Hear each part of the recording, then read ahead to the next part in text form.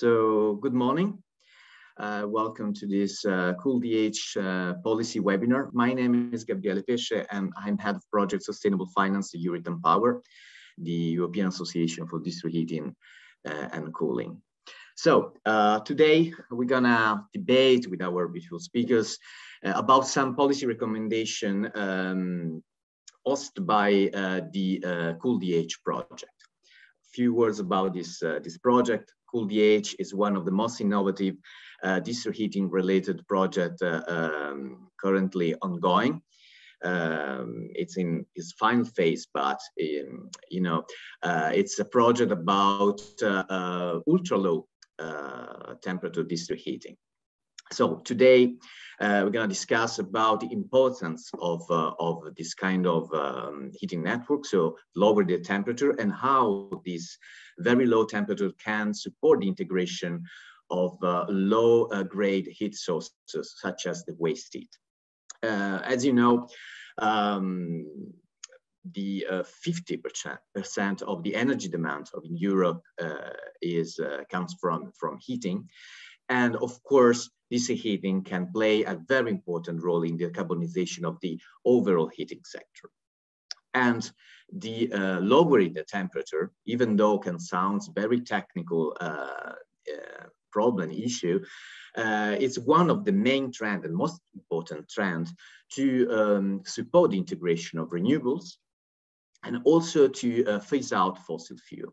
Why? Because of course, lower the temperature can, help the use of local heat sources.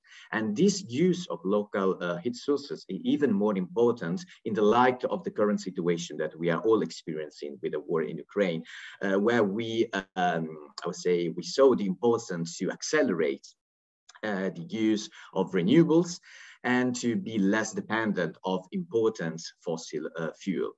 And district heating can be really important in this, as it can, allow the use of local sources. And waste heat is one of the most important resources we have locally, because of course, the waste heat can come from many sources, from industrial processes, that is the most, renowned waste heat sources, but also from data center, public facilities such as supermarket and so on. And CoolDH project demonstrates one of the most innovative technology to use these sources. So. Of course, to do that, we need a supportive legislative framework at national, at the European level. So today we're going to discuss about European frameworks, thanks to Pauline Lucas. Then we're going to speak about some example of national frameworks. And then we're going to have other example with similar projects, such as Reward It. So we're going to have 1 hour and a half.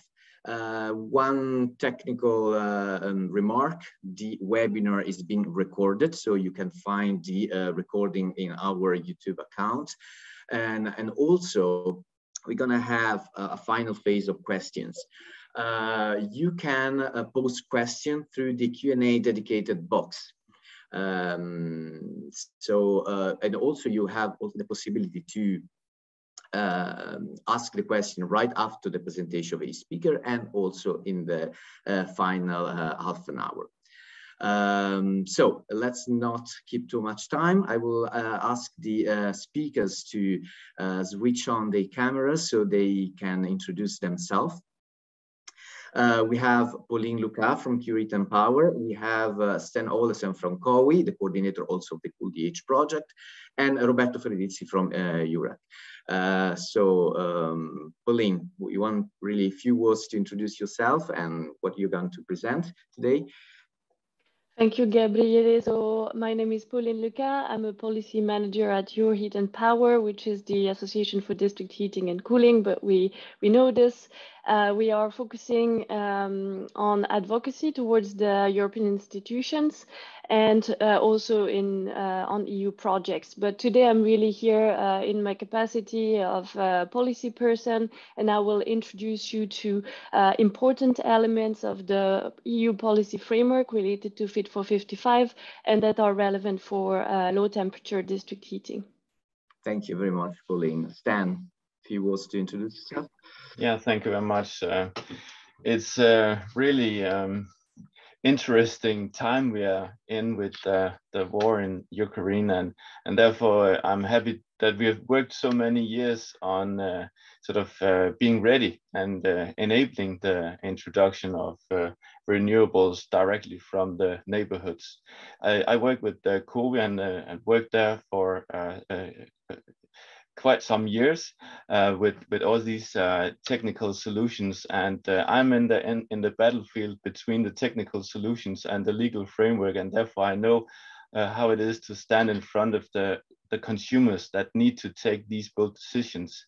So I think they will be even more ready now when we can share some of the technical solutions and maybe speed up the process of picking up all the waste that are there in the waste heat that are there in the neighborhoods. Of course, thank you, Stan, to highlight this very strict collaboration with the innovation demonstration of the potential that this heating can have in the use of local heat sources. And finally, Roberto, if you want to introduce yourself, please. Good morning, all. Thank you, Gabriela. Pleasure for me to be here today. I lead a research group at Eurac Research, dealing with sustainability of heating and cooling systems, and our work is mainly related to how to use heat pump systems both in single buildings and in district heating and cooling networks. And hopefully today I will manage to give an insight on how this is used in district heating and cooling networks, and how this technology can help reaching or helping the policy directions that are stated in the European directives to happen in the near future. Okay. So glad to be here today.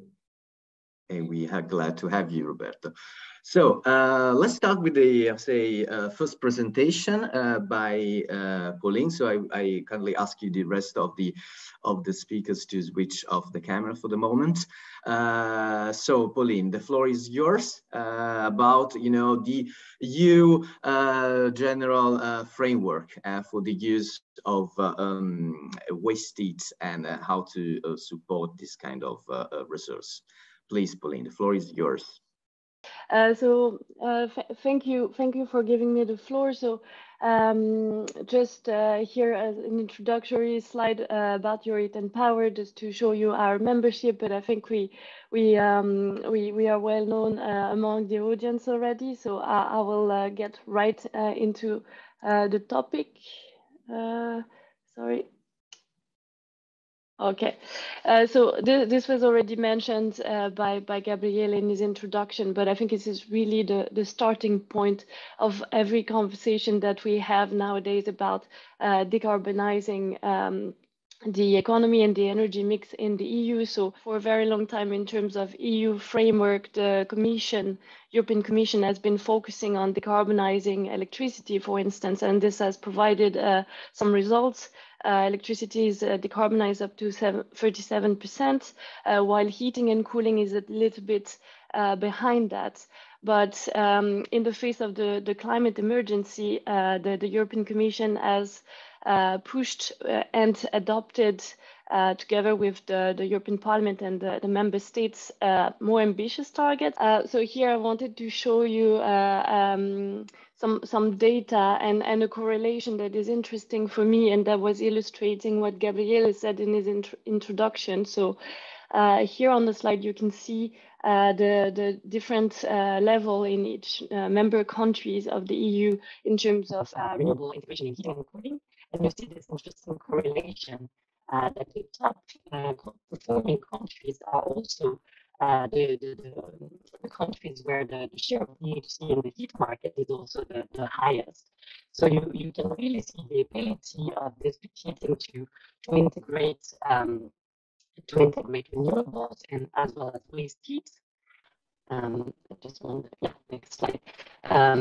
So here we have a picture, and I think it's relevant, obviously, for low temperature district heating, of how the landscape in terms of energy sources for district heating will look like, and already looks like to a certain extent. So we see that there is no one technology to decarbonize, but actually a combination of technology which will involve renewables and waste heat, of course, but also energy efficiency. We know that it's very important for low temperature district heating, and an optimization also of our networks. And the key enablers for that will be sector integration and digitalization. And I think this is really what we will focus on today. But coming back to policy, so in order to translate the high-level targets into reality and make this transition happen, the European Commission published the Fit for 55 package. I will focus on EED and RED. So I wanted to show you really the most important aspect of these two texts for low temperature district heating and district heating in general, I would say. So what we need obviously is clear direction, and this is what both texts are doing by setting, of course, the overall targets that could go be actually even increased from what the Commission has proposed, the 40% renewable in the whole energy system. But there are also sub-targets or sectoral targets that have been added. One which is new actually for buildings, and one that have been renewed and increased for renewable in heating and cooling, and renewable in district heating and cooling. So it's a very positive very positive aspect to set a clear direction. I think we need that. Member states need that. Municipalities need that. But I think one of the issues here, and a recommendation that we would make, is that there should not be so much distinction between renewable and waste heat. Waste heat is really energy efficiency first principle. So when achieving this target, waste heat should be able to count as much as renewable in the sectoral targets.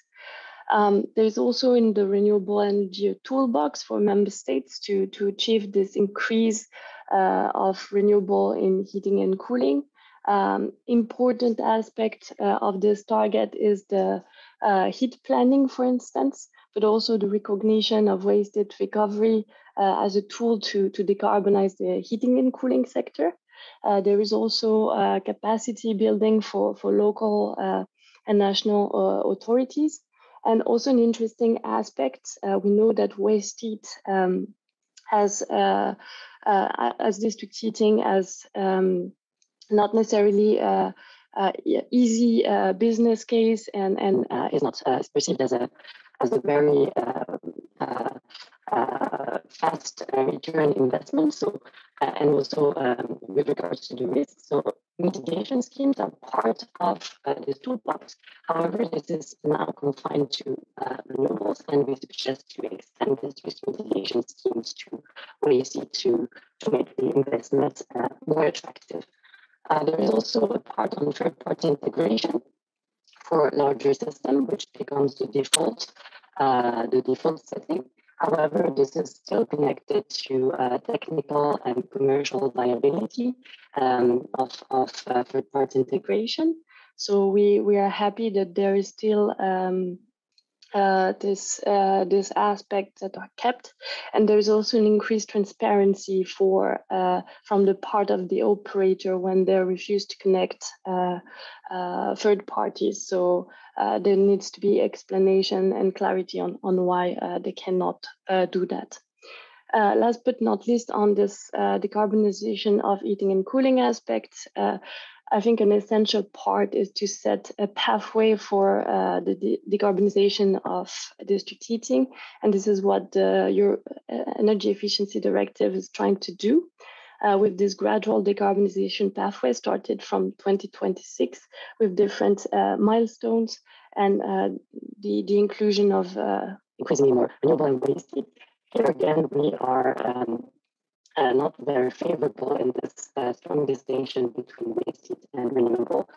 We would prefer, when it is possible, that a system could run on as much waste heat as possible instead of developing renewable capacity in addition. And this brings me to my last slide. So here, this is more about another key aspect that enables the integration of renewable energy sources in waste heat, which is the planning aspect. So here we have a set of tools that are in both RED and EED that are meant to reinforce this aspect. So there is a streamlining of key EU instruments in both directives. You might have heard of the comprehensive heating and cooling assessment.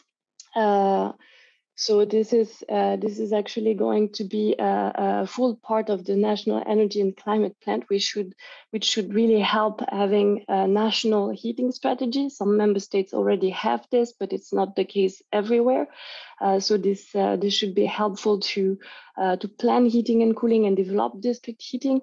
There is also some changes in the parameter for cost benefits analysis that should also be favorable to identify waste potential, for instance, in data center, in industry. So also to fit into the planning and the concrete projects. An interesting part in the EED Article 23 is the planning obligation for larger cities with more than 50,000 inhabitants. So we were told by cities themselves that this threshold might be a little bit high, especially, for instance, around the Alpine regions where cities are smaller. So it could be beneficial to lower these thresholds, maybe without making it compulsory, but with providing means to cities to achieve this planning.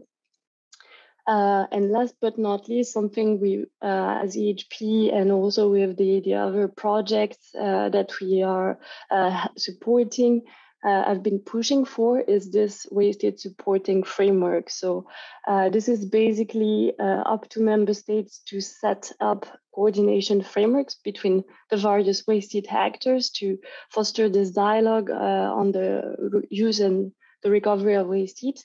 So this will gather the operators or the owner of the waste heat, so industrial or tertiary sector, but also local authorities, and also in the amendments that are proposed by the parliament, the parliament would like to also involve citizens, which also seems like a good idea in terms of public acceptance of development of district heating and waste heat recovery. So I think overall, I would conclude that there are very, very good elements in the Fit for 55 package and in these two files. There is some work to fine tune and improve. This is what we are doing. In terms of horizon, so we're expecting position of the European Parliament and the Council a little bit in June, and some of the files also early September, for finalization in the horizon end of 2022 or beginning of 2023. So thanks for your attention, and I'm looking forward to the conversation we'll have after. Okay, thank you very much. Sorry for the technical problem we had, and apologize to the audience. You know, just for your information, Pauline, the problem just went and came. But yeah, let's try. You know, just like a couple of follow-up questions. But before, maybe for improving the audio quality. Maybe John, can you stop sharing the screen so Pauline can switch on her camera? Hopefully, the quality of the audio will be better. Let's try. Just to remind the audience that they can ask any question they want in the Q&A box. For the moment, I have a couple of questions for you, Pauline. Thank you for your interesting and I would say inspiring presentation. I think there's a lot to do, and about the development of the supportive legislative framework. And here at Youth Empower, say not just to praise ourselves, but we are putting all our efforts to, I would say, tackle this, I would say, time, and because we cannot, I would say, disregard this important moment about the development of, I would say, a favorable legislation. Anyway, so I mentioned during my introduction about the current geopolitical situation that, of course, plays a role in raising the awareness about the need for accelerating this energy transition and the decarbonization of the heating networks. So in your opinion, how the current situation can, I'll say, and of course the security of supply chain challenge affect this decarbonization process? I don't know if I was clear. Yeah, thanks, Gabriele. Yeah, I think it's very obvious that we have reached a turning point with this situation. Post-COVID, we already had seen the rise in energy prices, but I think this is only getting sharper with the conflict. Now, that being said, all member states are not really affected in the same way. That's also the challenge to give an answer as a bloc, as the EU. There are different levels of transition. What we see is that the countries that have decarbonized heating and cooling sector and a higher share of district heating are holding on better and are in a better position to tackle this crisis. We've seen that it also trigger a reaction, even, and I think we'll be seeing a word on that in Denmark to densify the district heating and continue deploying district heating. So this is one of the solutions. In the short term, however, in other countries, this could lead to resurgence of coal to mitigate the gas prices in district heating that is affecting operators and eventually consumers. But I think in the medium to long term, what we are trying to do is once we've coped with the first winter in this context, is to deploy renewables and also waste heat. I think we should, you mentioned it, but we should really not forget about waste heat as a local source, a resource that is already there that we can exploit. And well, yeah, I think that would be my first message with regards to the situation. Yeah, I think I like to remind every time that we have enough waste heat to really cover, I would say, the whole heating demand of Europe. So it's quite. It sounds incredible, but it's true. Of course, it's still an untapped potential, but we are working for this. Of course, one of the main consequences of the legislative level about the crisis in Ukraine was this communication from the Commission called REPowerEU with a series of initiatives, the REPowerEU plan. Which are the implications for the heating sector in this framework of the REPowerEU plan? So there was a first step, which was about a month ago, a little bit more, the publication of a first communication that was really very much focused on dealing with the gas issue, which was the first question being asked. And it was very much focused probably on electrification, hydrogen, wind, and heating and cooling was not so present. And what we're expecting from the second step, which is like on the 18th of May, the Commission will publish a second part with a communication with more concrete aspects, also based on the dialogue it has with member states and how they will respond themselves to the situation. And there we are working to really focus the discussion also on the potential of heating and cooling and district heating to contribute to the energy security, because there is really a connection here. We need to boost the renewable intake and waste intake, and this is as I showed, there is a direct correlation between district heating and this ability to use these resources. So this is really the focus that we're trying to put on the agenda. This is at the core of our action at the moment, and also our members in their dialogue with their member states. Okay, thank you very much, Pauline. Despite the technical, the bad quality of the audio, we got your message. I hope also the audience as well. Okay, thank you, Pauline. See you later during the Q&A session. So now I would like to give the floor to the second presentation from Stan. So Stan, please, the floor is yours. If you want to keep your camera on, you can do that. Let's see if we have still some audio problem. I will ask you to switch off. Please, thank you. Thank you very much. It was really an interesting presentation. Now to a more local focus, you could say.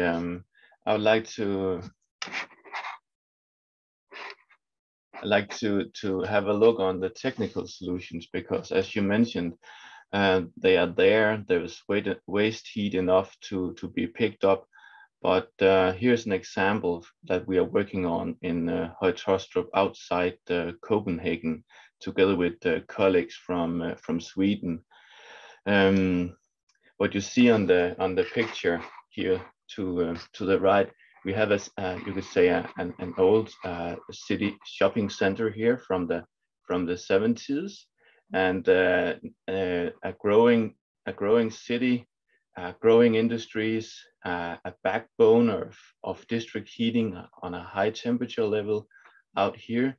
And now we are, during the CoolDH project, we have been able to sort of facilitate that excess electricity from a PV plant, a huge PV plant here on the rooftop of a shopping mall, is now combined with a heat pump that utilizes locally produced electricity to both produce heat to the neighboring city here and a city development area, and also cooling to both cover parts of the shopping mall's cooling demands and also the neighboring industries' cooling demand.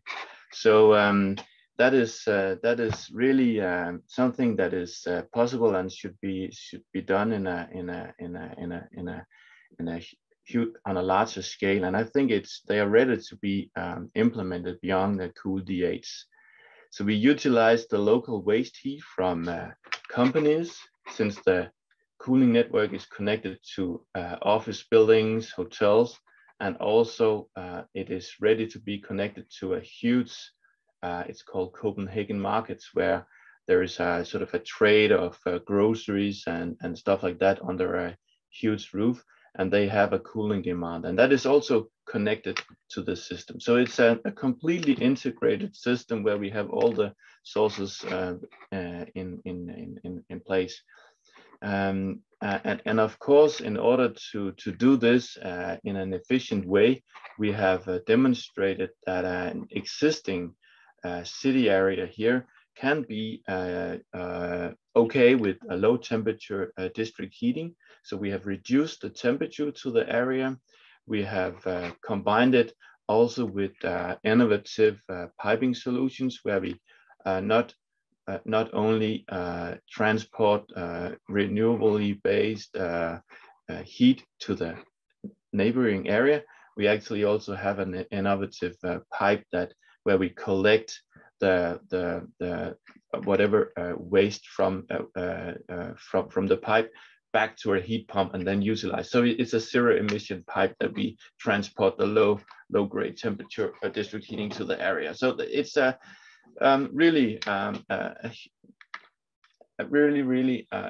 project that can be implemented elsewhere. And during the project lifetime, we have been able to investigate the neighboring communities in and around Copenhagen, and found areas where it fits really perfect. And we are in the middle of implementing similar similar areas, a similar sized area in a neighboring municipality. So it is ready to be used. And it really takes into what the agenda of the meeting here. But do we have the legislative framework that will enable us to do it quickly and easily? No, we do not. I do not think we are fully prepared on the Danish side, nor on the Swedish side. You could say, is it the same obstacles we have? No, it's not. On the Swedish side, we have a really sort of market-driven regulatory framework, where there is a free competition between the different supply systems, so that you cannot, as a district heating company, be sure to have a full coverage of a supply to all customers potential customers in an area, and that weakens the business case for the district heating and cooling companies. So that's you could say, in one end of the scale, it's good to have a free and market-driven situation. On the other side of the water, you could say, on the Copenhagen side, on the Danish side, we have, due to historical reasons back from the oil crisis, we have a very high degree of regulation with a complex tax regulation, and that when it's best, it's good, because in the old days it was really good to have make a fast transition and divide Denmark in between two, namely natural gas powered heated areas and district heating heated areas. And that has been partly deregulated over the last years, but not as far as it should be, in order to cope with the speed we need, both in terms of the climate crisis and now over the last couple of months also concerning getting rid of the natural gas fast.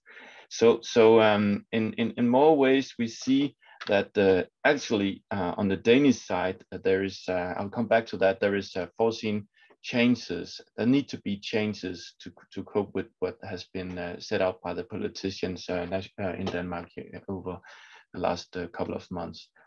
So you could say, I'll not maybe use so many words on the two next slides here, but just describing that we have a situation on the Swedish side where there is a law from 2008 that talks about how to handle the district heating, the market-driven situation.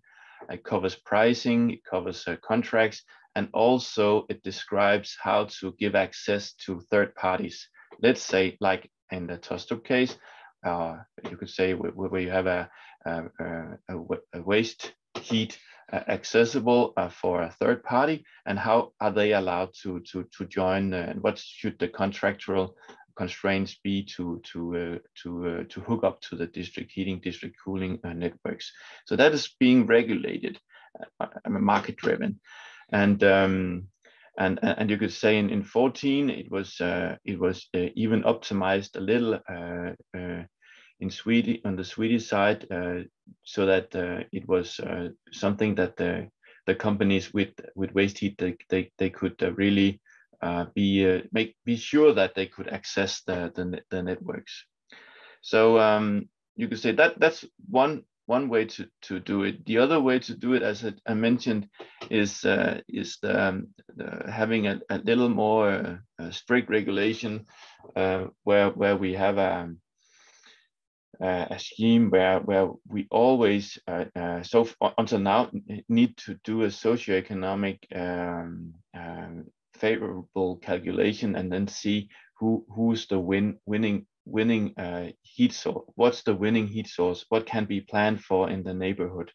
And that has been quite, as you could say, a very good sort of regulatory thing to have, even though it looks as if it is sort of a really socioeconomic you could say, something that is not politically based. It has actually been used as a politically based handle to adjust whether it should be natural gas or it should be district heating that should win in the neighborhood.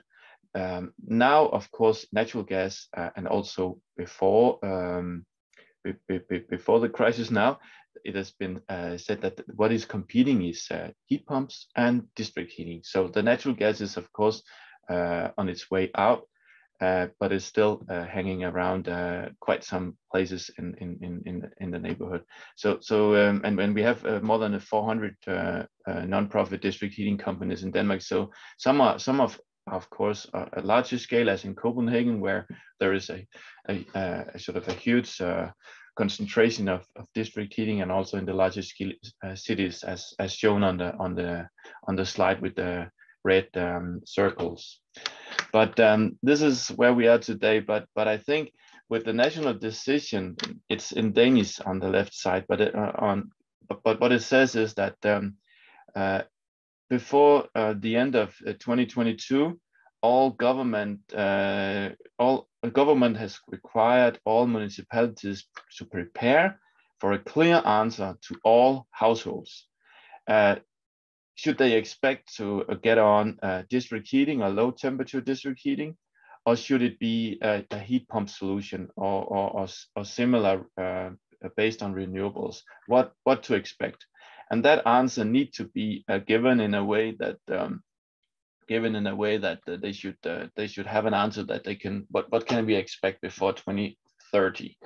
So really ambitious, and you could say completely in line with the climate action plan, national climate action plan, and also with the last status of that, saying that we are maybe not on track, so we need to speed up in order to keep the goal on track of the goal.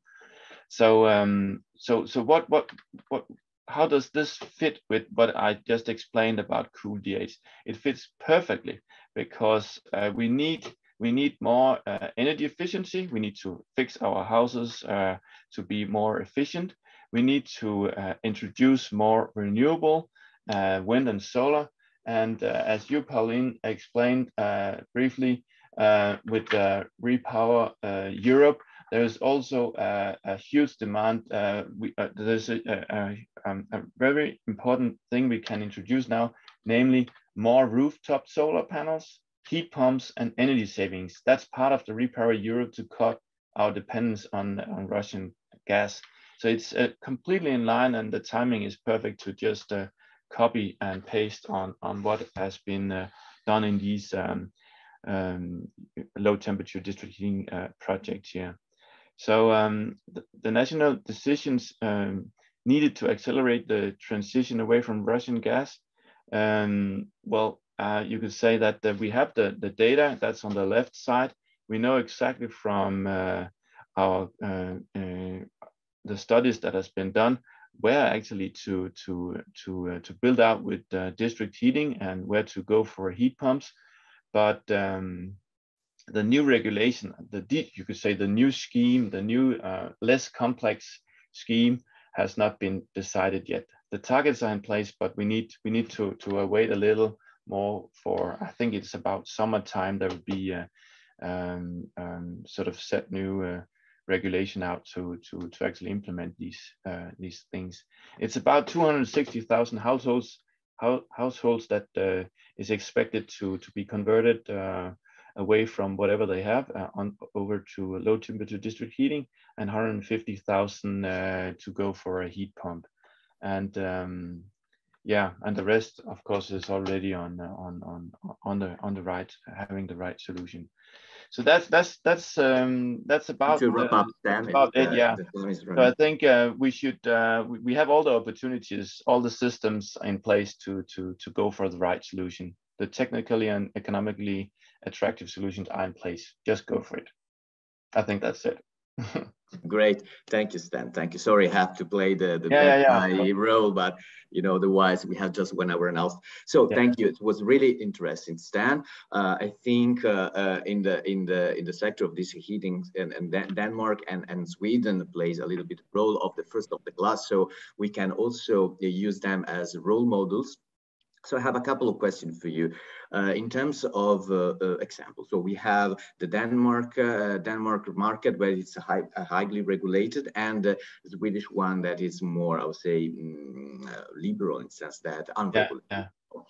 In terms of the use, concerning the use of alternative heat sources, such as low-grade heat sources, waste heat, and so on, in your opinion, is there a difference between Denmark and Sweden in terms of which model, which kind of market could favor more this kind of use of heat sources, the Danish one or the Swedish one, and why? Or there's no difference? Yeah, well, I think we have all struggled in the planning phase, because we have been having these you could say handle from the politicians talking about socioeconomic calculations, but really it's a political handle, and they have used that to sort of not allow for a huge just pick up the waste and then implement it. So you could say on the Danish side, we would need, I think, adjustments to the highly regulated area in order to make a fast transition, because earlier on we saw you could say a strict regulation actually enables us to move fast.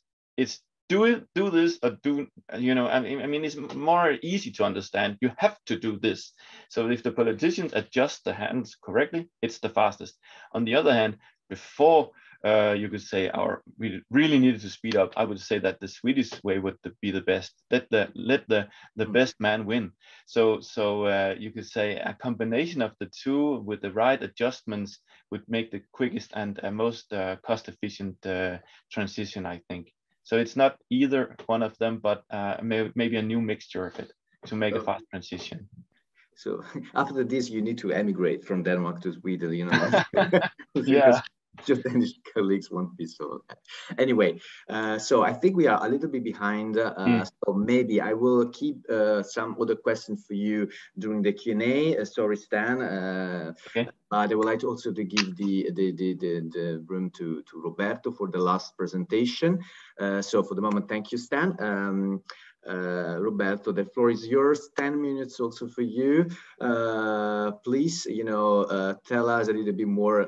This also very interesting project, Reward It, in which also Heat & Power is partner. So we're a proud member of the consortium. Please, Roberto, the floor is yours. Thank you, Gabriele. Yeah, let's see if I can keep the time and start with this. As I said before, I will try to give a technical insight into what is needed to actually let the European strategies which are mentioned in the European directives actually happen, and actually what are the barriers that are today present towards that objective. So once more, Reward It starts from the vision that we have a lot of waste heat available in our cities and towns, which is available from different activities and processes, from tertiary buildings, but also from refrigeration, as we said before by Stan, and service facilities like sewer pipes, for example. On the other end, we have a lot of low-grade renewable energy, which is coming from rivers, lakes, and seashores, not to mention geothermal energy, which is there always.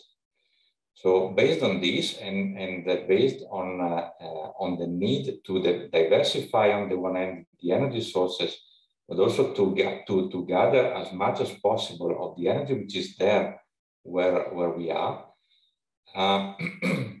The project that we are running is trying to concentrate, to focus on how to recover renewable energy and waste heat which is available at low temperatures, so lower than 40 degrees, basically just to set a threshold, and how to use the energy which is there available where people are. So without trying to gather energy from outside the neighborhood or from far and then bringing in the built environment, what we want to do is to try to understand how to maximize the exploitation of what is already there. And the vision again is that to improve energy efficiency of the process, but also to facilitate gathering this low temperature, low grade heat that is there available, we should also work with low temperature networks. And low temperature for us means from lower than 60 degrees down to even 20 degrees in some cases where this is profitable, to say, or efficient. So far, all good. And again, this somehow copies what the suggestions to what is already there in the European directives, or again, the suggestions that we have heard or read by Pauline. But again, there are obviously problems into reaching this, as we miss planning tools, as we miss skilled people that know how to use technologies. We need to improve technologies, and in the end, we need to also work on business models and financing that allow these solutions to be implemented in a profitable way for companies and utility companies. So we try to tackle all these hurdles in the project, starting from planning tools. So what we are doing is, on the one hand, to define what are possible technical solutions that allow you to practically and economically gather waste heat and low temperature renewables into district heating networks, different kind of networks with different supply temperatures. And we are finalizing now a database of technical solutions for this purpose. Plus, we are using these technical solutions integrated into a pre-designed tool, which you see a screenshot on the right side, the slide, which is a GIST-based one that integrates basically time series of waste heat available in specific places of the neighborhood related to specific buildings, like a supermarket, a data center, a special industrial, a given industrial site, and so on and so forth. And the tool tries to define what are sinks and sources that should be connected to a network and that is to be built there as a greenfield. And how these sources and sinks can be balanced out in a proper way, in a sustainable way. Plus, again, since we again recognize that there is lack of skills, what we are also working on is on this serious gaming, which is, on the one hand, we integrate economical and financial issues. On the other hand, we integrate technical issues into a role game that is targeting master students and higher education courses, in which we try to gather together people and let them understand what are technicalities and pros and cons of implementing this kind of methods. So this is the first. Then we work also indeed on technology development, which is needed actually to then gather waste heat into renewables into these kind of networks and to deliver it into to final customers. And indeed here, heat pumps play a major role, because on the one hand, they are used to to recover low temperature heat energy into the network, or They are used to deliver heat to the final customer if the temperature, the supply temperature of the network is not sufficient for the needs. And in this sense, since the substations we are talking about are very much more expensive as compared to conventional substations, what we are working on is on the one hand on prefabrication and standardization, so that we can move towards mass production and reduction of, say, installation time and installation errors. On the other hand, we are really much working on optimizing these substations in order to optimize the performance. Indeed, as you can understand, this is much more complicated as compared to conventional solutions in district heating. However, using heat pumps also opens the door to sector coupling.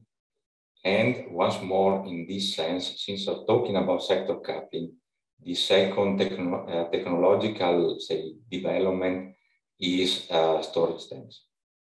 Storage tanks that are, on the one hand, the small size ones that you can have in single multi-family houses or tertiary buildings, industries, whatever.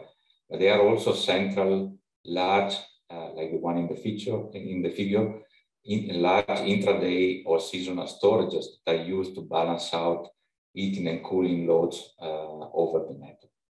And this, in our opinion, is one of the major topics that the sector should tackle in the future, as we will see in the last slides of mine. Once more, if we want to use these more complex substations and we want to exploit thermal capacity related to linked to the network and to the storages that are diffused along the network, as I said before, we need also tools to do it, or digital tools to manage everything. Starting from smart meters that communicate real time with and therefore providing information on thermal loads of the single customers. On the other hand, we need to be able managing all this information, and then we need data mining tools that are analyzing data, and we need then to use this information that is generated to take wise decisions and and act wisely and swiftly to manage the network and to manage the storage capacity which is installed, and therefore optimizing the operation and utilization of energy in the network, including electricity used from or drawn from the grid. Once more, really much more complicated as compared to conventional networks, but again, this more complication, this additional complication opens really the door to new business models, which is probably one of the largest opportunities that we see for the sector in the future, which is that we don't sell heat anymore as a commodity only. We sell heating and cooling management in the network, therefore also storage of heating and cooling along the network as a service for the final customers on the one hand, to give better efficiency and lower energy bills to the final customers, but also to offer services to the grid operators, to the electricity grid operators, like flexibility services or storage capacity services and so on and so forth. So ancillary services to the grid. But and this is again additional value that we can add into the network, selling these kind of services to investors. Indeed, also this is complex because there's no experience into this yet. There are demonstration networks and demonstration activities ongoing, but still there is lack of technical and contractual experience. Hence, the investors perceive more risk, and there is, and they are hesitant in investing. Therefore, again, we need to also invest time in providing certainty to investors and to build de-risking schemes. And this is where policy can help a lot, as we heard in the previous presentation. Plus, again, we need to have more clarity in terms of what is wasted if we want to really focus on this, because in the directives, there is no really clear definition, no clear way to evaluate whether a wasted source can be considered in green investments. So overall, a lot of opportunities. Also quite some work still to go before this is conventional and praxis. Still, in the project, we are applying solutions and technologies to a lot of demonstration cases that you see listed here. So I invite you to stay tuned with our website and newsletter, because we are now midway along the project, and we are starting to produce reports and information. Plus, again, you can get in contact with the project partners that can tell you more about the solution here. That was me, Gabriele. Hopefully it was not too long. No, perfectly in time, Roberto. Thank you very much. So I already see a question, but I think it's for Stan. So let's keep it for the very upcoming Q&A session. Just a couple of questions for you, Roberto. So we saw RewardIT provides a lot of example in terms of a possibility of DC heating networks in terms of sector coupling, use of waste heat, and so on. And we say, you mentioned sector coupling, integration with other energy systems. Electrification is a hype now in the European level policy. Electrification and also hydrogen. It's an also very trendy word. But this is for you the future of heating and cooling, so just electrified and working on hydrogen, or a thermal solution such as storage can play a role, and also which is the role for DC heating in this? Yeah, again, this is a very hard question to reply to in a precise way. Yeah, just in these times. Of course. To make prediction for the future is really complex, as everything is changing every second month. But still, in my humble opinion, I'm not a great believer of blending hydrogen into gas grids. It's because it is economically expensive, and also expensive from the primary energy perspective to produce green hydrogen. Therefore, I think in the future we will see other sectors hijacking the production of hydrogen, like, for example, high temperature process heat, which has no alternatives to using this kind of solution to greening, to transitioning. On the other hand, as you said, we see a clear trend to electrification of the heating sector. If, however, electrification does not mean using electric resistances to heating our buildings, our homes, which I don't see in the future, but electrification, on the contrary, means using heat pumps, I don't see a contrast between this and the district heating and cooling sector. On the contrary, I see a very good and an incredible opportunity for synergies. On the one hand, as I told before, we see how heat pumps can provide access to district heating to new energy sources like waste heat or low temperature renewables, which are anyway needed in the sector. On the other hand, I think the district heating and cooling sector has a great opportunity to access the electrification through heat pumps, meaning that district heating can provide better heat sources, higher temperature heat sources to heat pumps than only using cold air, simply. And again, as you mentioned, storage. I think district heating and cooling networks can provide a huge benefit to the electricity grid in terms of storage capacity. You can use heat pumps to produce heat when it is cheap, or again the electricity is greener and more renewable along the day. Store it and then use it whenever you need along the day.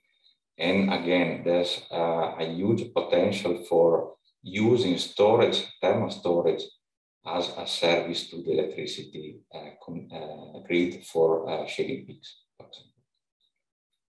So, okay. Yeah, that's me. Very clear, Roberto. Thank you very much. So we have around 20 minutes left, so I would like to dedicate this remaining time to have a Q&A session. So I kindly ask all the rest speakers to switch on their cameras. And I would like to remind the audience that if they want to ask a question, they can use the Q&A box. I already see, I saw a couple of questions. I think one was already answered by Stan in private to one of the attendees. David Michels, sorry if I mispronounce your name. So ask, I think it's for Stan for the moment. In order to plan low temperature district heating network, a detailed view on waste heat and moderate cooling demand seems necessary.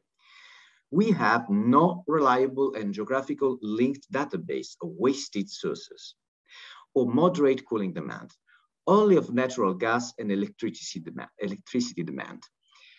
The question is, what are the legal or other instruments used in Denmark or Sweden that make sure that you have such detailed data?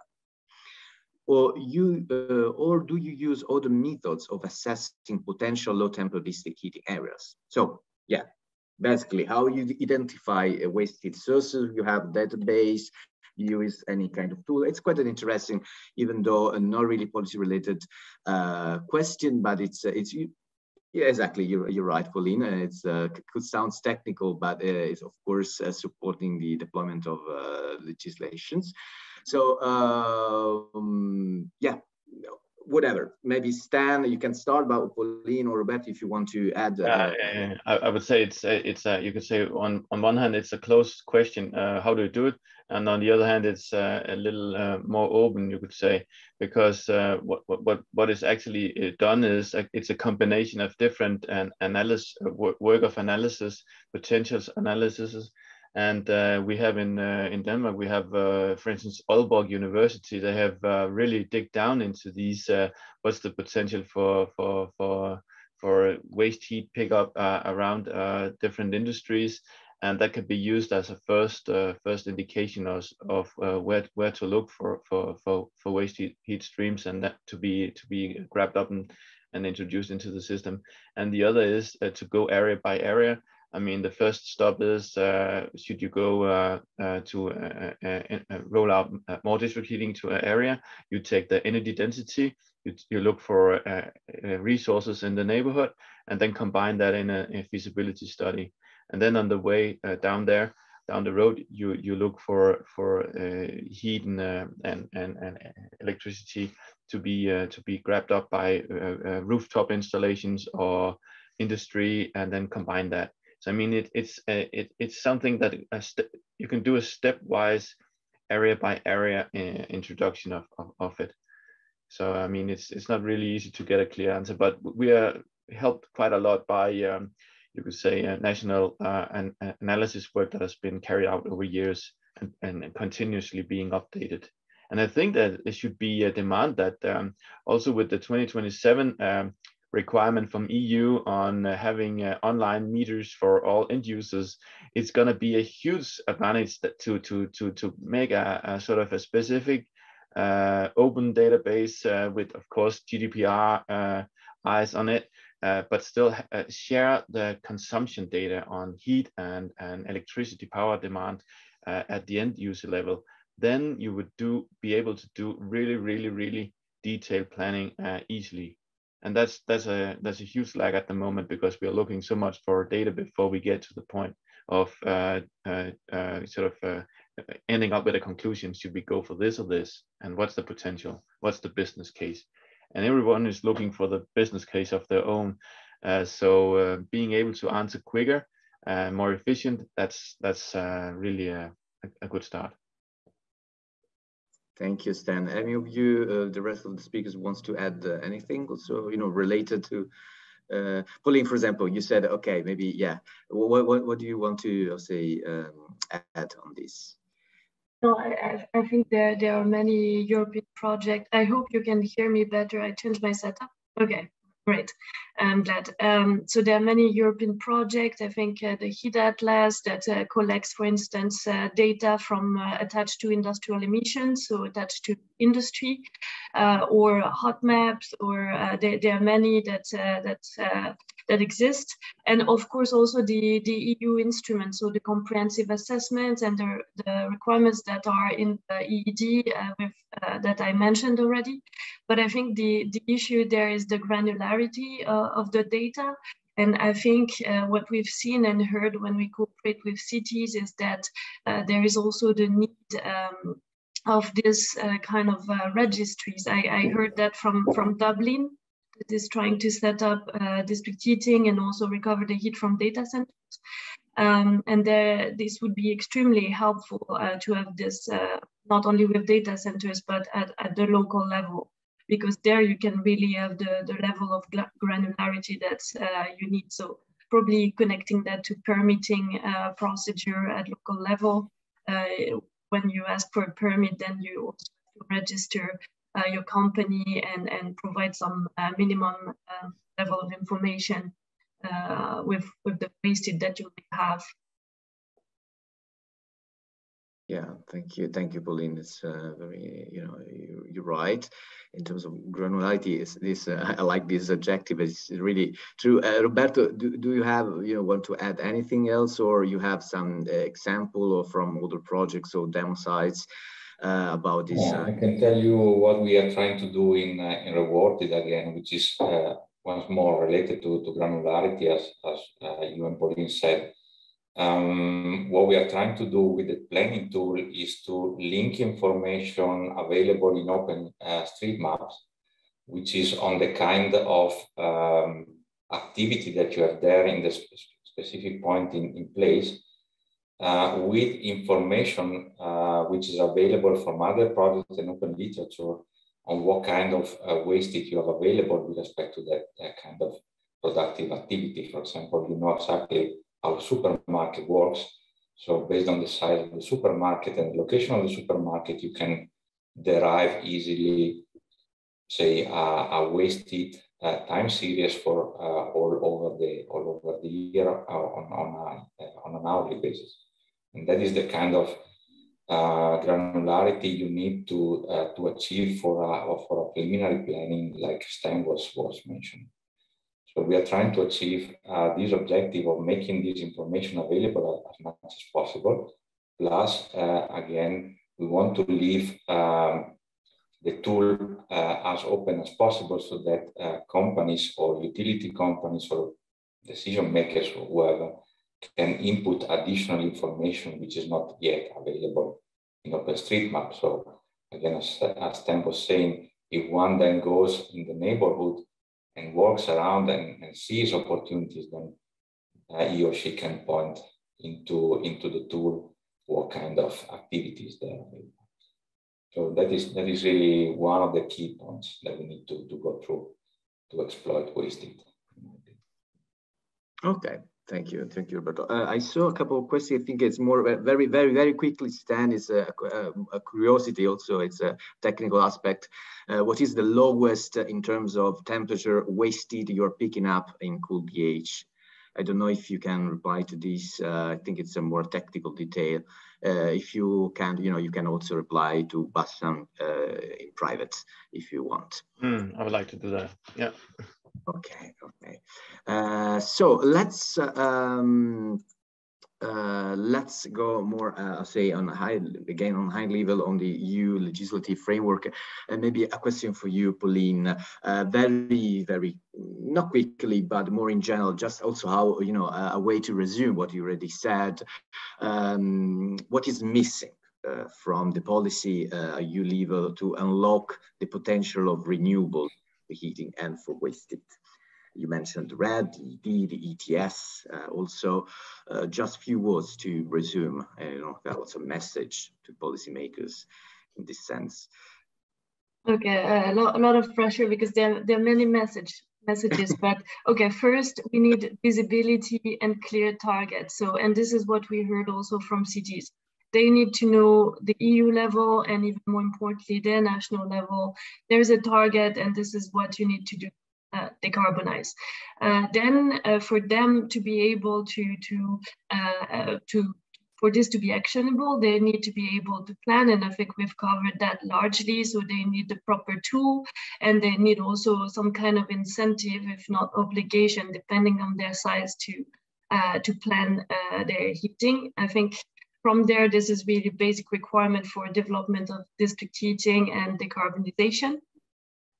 Then we need, from our own perspective as district heating sector, to have a pathway. And I think this is ongoing with regards to the revision of the Energy Efficiency Directive. So with this new definition of efficient district heating. And last but not least, I think something that's without it's nothing is really possible. Is the level playing field across the heating sector. So currently, most of the heat generated in district heating is covered by the ETS. So there is a carbon price that operators are paying, but this is not in all EU countries the case. So in Denmark, in Sweden, that's the case. We see also results, but elsewhere, not necessarily. So we need this carbon price on fossil fuels used in buildings. And I think at the time this translates into what we have called the ETS2, so the ETS for buildings, fossil fuels in buildings. So that'd be the summary of the minimum requirements we need to make this transition happen. Thank you, Pauline. I know that it wasn't a really easy question to reply, but sometimes we really need, I'll say, a few key messages to deliver the message in a simple and way. But maybe I can ask to ourselves, you could say, but how do we see Repower Europe as a sort of game changer? Is this really gonna help us? As I see, I have a feeling that, well, since we are ready to do a lot of things, but we have a complex something here and there, will it be able to sort of do a quick fix of some of the things that has been, on the talk for so long, remove barriers and then get going? Maybe you, Pauline, from the... Thank you, Stan, for easing my job. Sorry, but no, that's great. I want really kind of debate because I see it as a game changer. I really thank you. It's nice to keep the discussion lively. So yeah, Pauline, if you want to reply, and then maybe Stan, you can give us your opinion on this, and Roberto, of course. I think, unfortunately, there is no quick fix, but I would see it, this conflict. I think we've seen that the EU, or what was even before the EU, has been able to get together and get things done in times of crisis. So this is maybe the silver lining in the situation, if there is one, that this can act as a booster, at least in the not very short term, but still rather short term in terms of boosting the renewables and waste heat and making this happen. But I don't think there is a quick fix. And I think district heating was also not perceived as something that could quickly unlock security of supply. I think the Danish example, although of course there is already a heavy deployment of district heating, and maybe you just filling the last gaps by replacing this gas boiler, for instance. But densification of existing network can be something in the rather short terms. We also see that some district heating project can, from conception to entry into operation, can take 2 to 3 years. So it's also not such a long time frame as, I don't know, building a nuclear plant, for instance. So we see that we also can be a short-term but solution. short-term might also be 10 years. I mean, it's still very, very large investments that need to be done. And of course, planning is planning, and we need to do that. But quick yes to go one direction is better than standing still for 5-10 years to discuss whether it should be A or B. I mean, it's also something that will ease up the resources used in the planning phase, and then there will be more time to look to do a clear outlook for other important stuff. Hopefully. That was just my hope.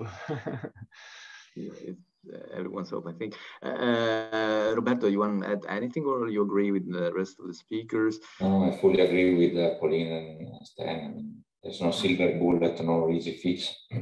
Still good to have a booster stating that state transition is not something fancy that we need to go through because scientists and stakeholders said it, but there is a reason why we should transition soon.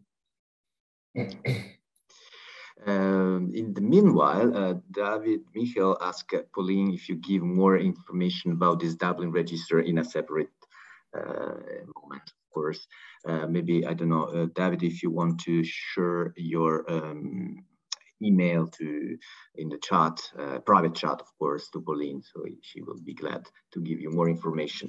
So just 5 minutes left. Maybe one thing that we never talk about is the building. I know it's, you know, we talk about waste heat, energy efficiency, very low grade heat sources, and of course the use of waste heat, the energy efficiency of networks is fundamental, but also on demand side.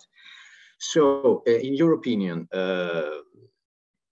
which is, you know, on demand side, what should be done? And maybe I see Roberto standing, you're more on the technical side, maybe also Pauline on the EPBD, if you know something, so if you want to add something more, you know, demand side efficiency, the behavior also of customers, how to incentivize customers to help and support the use of waste heat instead of energy efficiency. So we can have the lowest temperature possible, but then if we have customers that are not very efficient in the use of the heat, and also the buildings are not really energy efficient, you know, all the effort will be a little bit wasted, just to play a word game.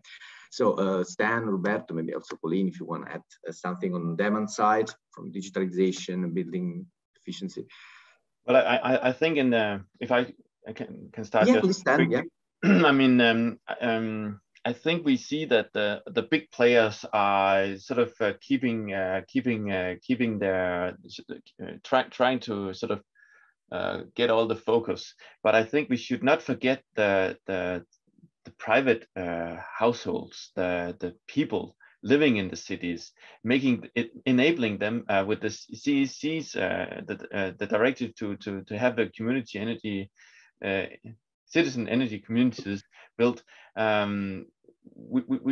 Maybe we should make it easier, and then make it easier to allow people for add renewable on their rooftops, integrating that with the energy system. Maybe it's not from an economic perspective the optimal to do, but when we are gonna sort of find resources wherever they are, maybe we should make it more easy to work with that. I see that as something that could be sort of made more easy. Okay, Roberto, you want to add something on demand side? Again, from the customer side, I think if we want to add them transitioning, once more we need to provide easy to adopt solutions.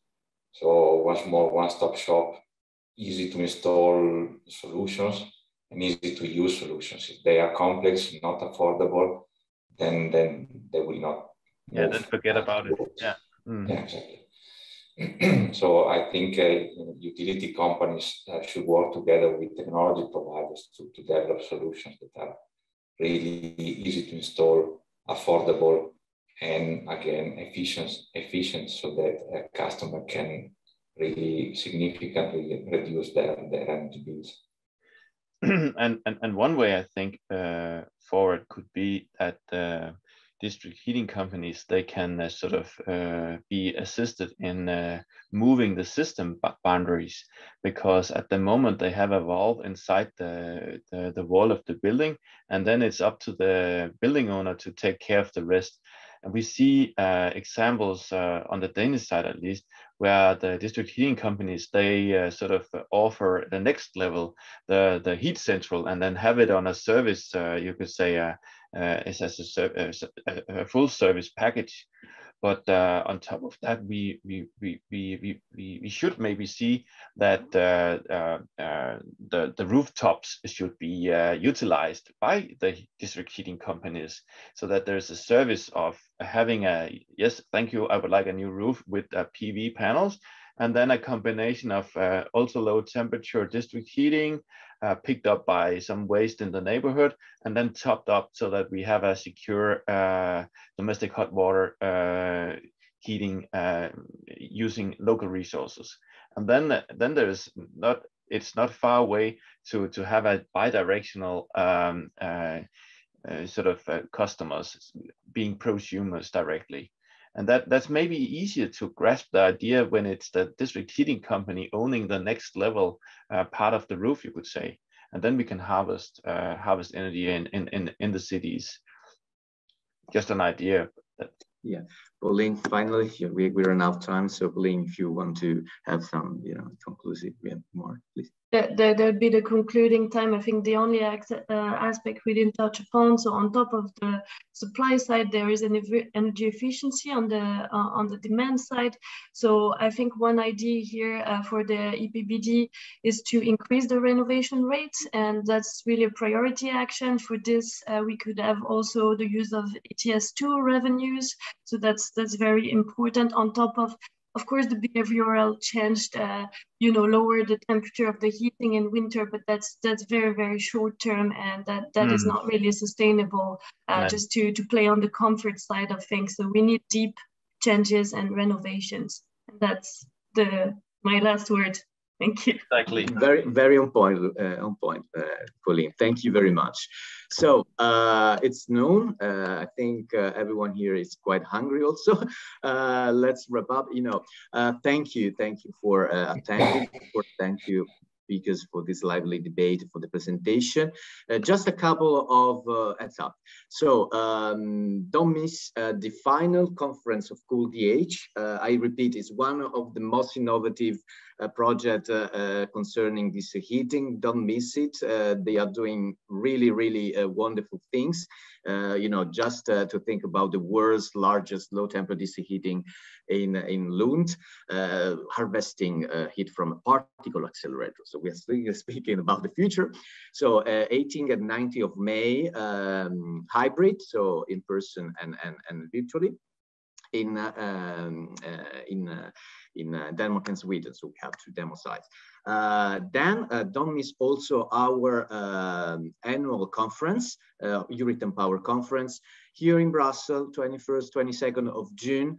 It will be a physical event at the Hilton Brussels Grand Place. So you can see the button to register, everything, all information, CoolDH website, and concerning the conference on Eureton Power website.